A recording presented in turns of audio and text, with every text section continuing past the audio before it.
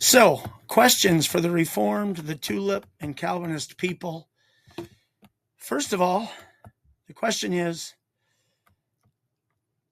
are people held accountable to go to hell because of God's predetermination and decree, or are they held responsible because they do have a choice, a free one, where if they don't make the right choice, that condemns them? If I'm correct in the teaching of Tulip, the total depravity section says the unbeliever doesn't like Jesus, don't want Jesus, is not drawn to Jesus, hates Jesus, will never seek or search Jesus. And if that's the case, okay. But I wonder if these verses right here put a dent or put a crack or put an absolute fracture in Calvinistic Reformed teaching. This is John chapter 8. Jesus is at the temple courts talking to Jews, talking to Pharisees. If you remember the story, Jesus ends up saying, if any of you Pharisees, you other Jews, haven't sinned, then you be the first to throw a stone at her.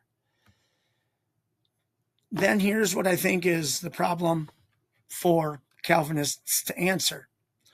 Reformers, Tulip people. Everybody leaves. That means all these Pharisees, in which I guess it doesn't really say, but many of them were hard-hearted. They were chasing Jesus, wanting to stone him and kill him.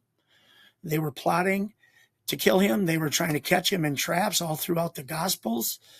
So these Pharisees weren't believers, but they were told something basic that's part of our understanding of the need for Jesus, which is, if you're not sinners, throw the first stone. But all of them knew they were sinners. They all left. They all had something new to think about. What's the point?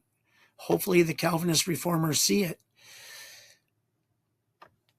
Under free will, all of those Pharisees, right now, they have the gospel in hand. They can't be saved because they too are sinners. Even under the law, they're sinners. They're sinners even if they sacrifice every Sabbath and every year and go through the priests and jump through all the hoops of the law. They're still sinners, and they need to be made right. They know that now because they all walked away knowing they were sinners. The free will side would say, see, right now they are accountable. They're accountable to their next choice, their next action. Are they going to listen to Jesus a little longer? Are they going to hear more of what this unbelievably wise teacher who's doing miracles and signs that point at something, by the way, or not?